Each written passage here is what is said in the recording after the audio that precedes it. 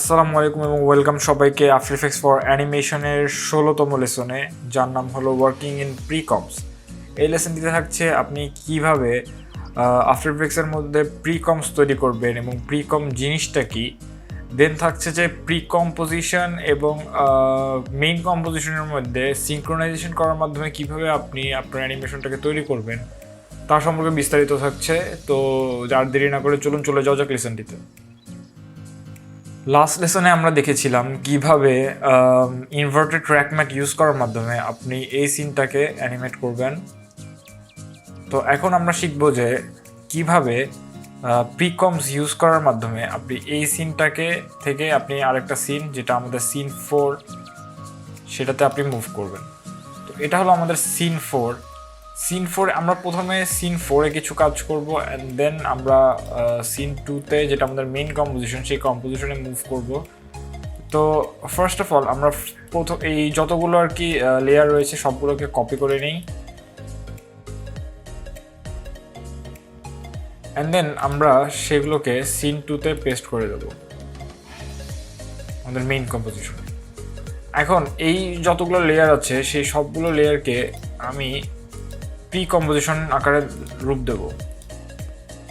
তো pre composition করার জন্য আমাদের যে কাজটি প্রথমে করতে হবে সেটা হলো রাইট ক্লিক করব, সিলেক্টেড লেয়ারগুলোকে যেগুলোকে আমরা প্রিকম করব, এখানে দেখবেন যে প্রি কম্পোজ রয়েছে, সেটাতে ক্লিক করব। তখন আমাদের এখানে চলে আসবে এরকম একটি অপশন, যেখানে আমরা প্রি কম্পোজিশনটার নাম দেব। আমি ডিফল্ট নামটা রেখে দিলাম এবং দুটো আমাদের জিনিস থাকবে। এইটা এখন গ্রে আউট আছে বিকজ আমি একই সাথে অনেকগুলো লেয়ার সিলেক্ট করেছি। তো আমি শুধুমাত্র এই লেয়ারটি চুজ করতে পারবো, এই অপশনটি চুজ করতে পারবো যে move all attributes into the new composition. That means যে আমি সবগুলো লেয়ারকে আরেকটা নতুন কম্পোজিশনে নিয়ে যাব। যখন আমি কেবলমাত্র একটি চুজ করতাম, চলো আমরা কেবল একটি চুজ করি, ধরুন ব্যাকগ্রাউন্ড লেয়ারটা। শুধুমাত্র যদি আমি ব্যাকগ্রাউন্ড লেয়ারটাকে প্রি কম্পোজ করতাম তখন আমার দুইটি অপশন থাকতো। এখন ফার্স্ট অপশনটা কি, leave all attributes in scene 2। That means আমার প্রি কম্পোজিশন হতো, প্রি কম্পোজিশনের ভিতরে এই লেয়ারটা থাকতো এবং এই লেয়ারটা এই মেইন কম্পোজিশনের ভিতরেও থাকতো, দুই জায়গায় থাকতো। বাট সিন্স আমি সবগুলো লেয়ারকে একসাথে চুজ করছি, তো আফটার ইফেক্টস স্মার্টলি রিকগনাইজ করতেছে যে আমি সবগুলো লেয়ারকেই আমি প্রি কম্পোজিশনের ভিতরে রাখবো, এই মেইন কম্পোজিশনের আমার রাখার কোনো দরকার নেই। তো চলুন আমরা প্রি কম্পোজিশন বানিয়ে ফেললাম। এখন এখানে ডাবল ক্লিক করলে আপনি প্রি কম্পোজিশনটাতে চলে যেতে পারবেন। এখন এইখানে যদি আমি এটাকে ক্লোজ করে দিই, দ্যাট মিনস যে আমার এখানে আর এই প্রি কম্পোজিশনটা নেই। এটাকে আনহাইড করে দিলে আমি আবার দেখতে পাবো। তো আমরা ফার্স্টে প্রি কম্পোজিশনের ভিতরে এই সিনটাকে আমরা সুন্দর করে সাজাবো এবং সাজানোর মাধ্যমে আমরা আর কি দেখাবো যে এই সিনটা এই ফ্রেমের ভিতরে ফিট করব এবং প্রত্যেকটা লেয়ারকে আমরা আলাদা আলাদাভাবে গুছিয়ে রাখবো যাতে আমি পরে এখানে যেয়ে অ্যানিমেট করতে পারি। তো চলুন শুরু করা যাক। ফার্স্টে আমি এটাকে মাঝ বরাবর রাখবো, অ্যান্ড দেন এই সিনটাকে এর ভিতরে দিয়ে দেবো, একটু নিচে দিই। ওকে, এখন যেহেতু এই বাকি জিনিসগুলো, এই বাকি সিনের বাকি অংশগুলো যেহেতু দেখা যাচ্ছে এই আমার উইন্ডোর বাইরে, সেহেতু আমি কি করব, আমি একটা নিউ শেপ লেয়ার বানাবো এবং আমি একটা নিউ শেপ আঁকিয়ে ফেলবো এই আমার উইন্ডোটার উপরে।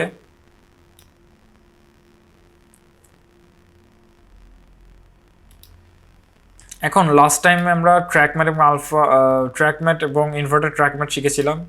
সেই ট্র্যাক ম্যাট এবং ইনভার্টেড ট্র্যাক ম্যাট ইউজ করার মাধ্যমে আমি জাস্ট এই সিনটাকে কেবল এই শেপের ভিতরে শো করব। উইন্ডো সিন, এটাকে আমি আলফা ম্যাট শেপ লেয়ার 1। তো আমার শেপটা যেখানে আছে সেখানে কেবলমাত্র শো করবে জিনিসটা। আমি ইলাস্ট্রেটরে অলরেডি এটা এই গ্লাসের এই ফ্রেমের ও শেপ অনুসারে কেটে রেখেছিলাম।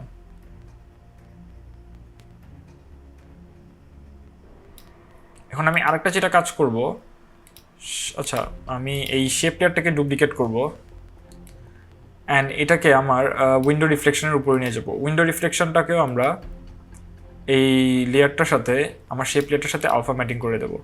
যার ফলে আমার উইন্ডোর রিফ্লেকশন যেটা রয়েছে সেটা মুভ করলেও আমার কেবলমাত্র এই ফ্রেমের ভিতরেই শো করবে, যেগুলো আমরা শিখেছিলাম লাস্ট লেসনগুলোতে। এনিওয়ে, আমার এটা রেডি হয়ে গেল। এখন আমি এটার অ্যানিমেশন করব। তো ফার্স্ট অফ অল আমার যেটা হবে সেটা হলো এখানে কিছু দূর যাওয়ার পরে, প্রায় 1 সেকেন্ড যাওয়ার পরে আমার উইন্ডো সিনটা নিচ থেকে উপরে উঠবে।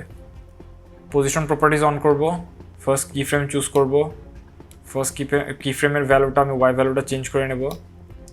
দেন 1 সেকেন্ড যাওয়ার পরে আমি এটার ওয়াই ভ্যালুটা আবার আগের জায়গায় নিয়ে আসবো।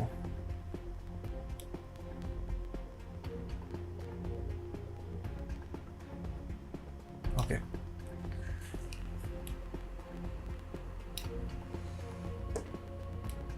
আমি ইজি ইজ করে দেব এবং তারই সাথে গ্রাফটাকেও এডিট করে নেব।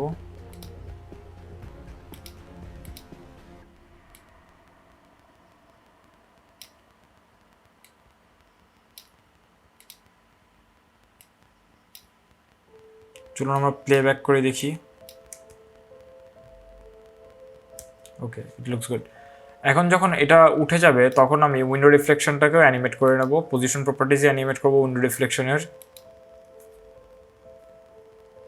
ফার্স্ট কি ফ্রেমটা নিয়ে নেব, এটাকে উপরে দিয়ে দেব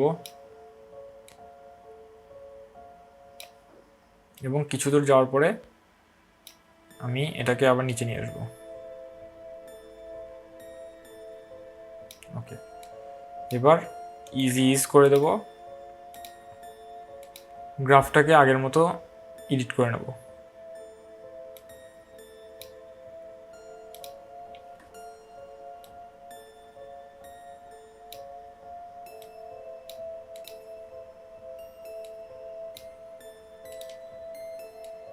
ডান। প্রিভিউ করি আমরা। ওকে, ইট লুকস গুড। এখন যখন রিফ্লেকশনটা আসবে আমি তখন চাচ্ছি যে সুইচটাও এর সাথেই অ্যানিমেট হোক। এখন আমি আমার সুইচে যাব, সুইচের পজিশন প্রপার্টিজকে আমি এডিট করব। সুইচটাকে আমি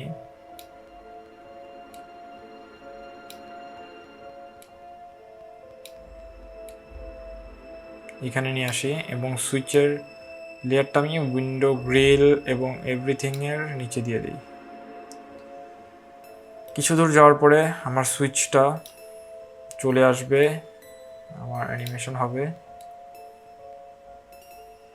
ওকে, এবার আমি আবার সেমভাবে ইজি ইজ করে দেব এবং গ্রাফ লেয়ার এডিট করে নেব। ওকে, প্রিভিউ করি। ইয়া, ইট লুকস গুড। তো আমার শেষ, আমার সিন 4টা অ্যানিমেট করা শেষ প্রি কম্পোজিশনের ভিতরে। তো দেখতে পাচ্ছেন যে কিভাবে আমি জাস্ট বেসিক জিনিসপত্রগুলো ইউজ করার মাধ্যমে আমি একটা সিন সুন্দরভাবে অ্যানিমেট করে নিলাম অতি অল্প সময়ে। বাট এখানে দেখতে পাচ্ছেন যে যখন সিনটা ভিজিবল নাই তখন আমার সুইচটা গ্রিলের পিছে ভিজিবল রয়েছে। এটা সমস্যাটা সলভ করার জন্য আমি যাব এই পর্যন্ত, এখানে গিয়ে আমি আমার যে সুইচটা আছে সেটাকে আমি কেটে ফেলবো, এর আগে পর্যন্ত কেটে ফেলবো। এটা কাটার জন্য আমাদের কী করতে হবে, অল্ট প্রেস করতে হবে এবং কিবোর্ডের যে আমাদের থার্ড ব্র্যাকেট যেটাকে বলে বাংলাদেশে থার্ড ব্র্যাকেট, সেই থার্ড ব্র্যাকেটে ক্লিক করতে হবে। ডান। অল্ট এবং ফার্স্ট ব্র্যাকেট। আপনি যদি অল্ট প্রেস করে থার্ড ব্র্যাকেটের প্রথম প্যারেন্থেসিসে ক্লিক করেন তাহলে বাম দিকে কাট হয়ে যাবে। অল্ট প্রেস করে থার্ড ব্র্যাকেটের সেকেন্ড প্যারেন্থেসিসে ক্লিক করলে ডান দিকে কাট হয়ে যাবে। তো এখন আর দেখা যাচ্ছে না সামনে দিয়ে। কুল হয়ে গেল আমার প্রি কম্পোজিশনে অ্যানিমেট করা। এখন প্রি কম্পোজিশন অ্যানিমেশনটা আমার মেইন কম্পোজিশনেও সেমভাবে শো করবে। এখন কথা হচ্ছে যে আমি তো এটাকে এইভাবে চাইনি, আমার তো এটা আসবে হলো এই অ্যানিমেশনগুলো শেষ হওয়ার পরে। ইয়েস, সমস্যা নেই। আমার অ্যানিমেশন যতটুকু ছিল আমি এই লেয়ারটাকে ড্র্যাগ করে এদিকে নিয়ে গেলাম। আমার ফার্স্ট অ্যানিমেশন কতটুকু ছিল আমি দেখি, এতটুকু ছিল। এখানে উঠলো এরপরে আমি এইখানে কি করব, এইখানে আমি এই বেস লেয়ারটাকে কেন্দ্র করে, বেস লেয়ারটা উপরে উঠবে, এই সিনটাকে গায়েব করে দিবে, অ্যান্ড দেন আমার কি হবে, বেস লেয়ারটা নিচে আসবে, নেক্সট সিনটাকে অ্যানিমেট করবে, রিভিল করবে। তো সেটা ইনশাল্লাহ থাকবে পরবর্তী লেসনে। আরেকটা ছোট্ট একটা জিনিস দেখাবো, সেটা হলো অবজেক্ট এবং টেক্সটকে কীভাবে রিভিল করা যায়। তো সেটা শেখার পর আপনারা বুঝতে পারবেন যে এখানে কীভাবে কমপ্লেক্স জিনিসগুলোকে আমি ওই সেম মেথড ইউজ করে করতে পারতেছি। তো আশা করি দেখা হবে নেক্সট লেসনে। আসসালামু আলাইকুম।